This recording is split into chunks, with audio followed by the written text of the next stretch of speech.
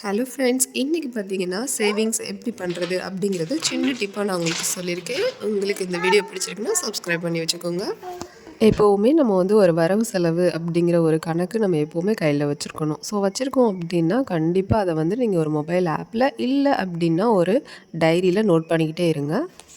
இதே நம்ம ஃபாலோ பண்ணோம் அப்படின்னா கண்டிப்பாக 2-3 மந்த்ஸுக்குள்ளே நம்ம வந்து எங்கே வந்து நம்ம ரொம்ப வீணாக்குறோம் செலவு பண்ணுறோம் அப்படிங்கிறத நம்ம வந்து தெரிஞ்சுக்கலாம்.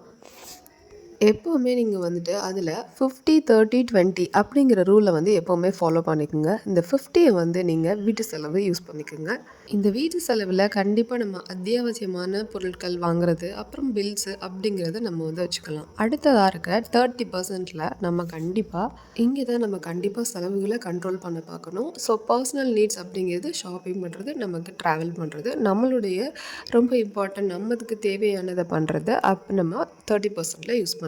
அடுத்ததாக இருக்க 20% இதுதான் ரொம்ப இதில் பார்த்தீங்கன்னா நம்ம சேவிங்ஸ் பண்ணுறது அல்லது இன்வெஸ்ட் பண்ணுறது ரெண்டையுமே ரொம்ப கவனமாக பண்ணணும். ஸோ சேவிங்ஸ் அப்படிங்கிறத நம்ம வந்து எப்படி பண்ணலாம், ஒரு ஆர்டியாக போட்டு பண்ணலாம், குழந்தைகளுக்கான எஸ்எஸ்சி இந்த மாதிரி ஸ்கீமில் பண்ணுறதா என்னது அப்படிங்கிற நம்ம தான் வந்து டிசைட் பண்ணிக்கணும்.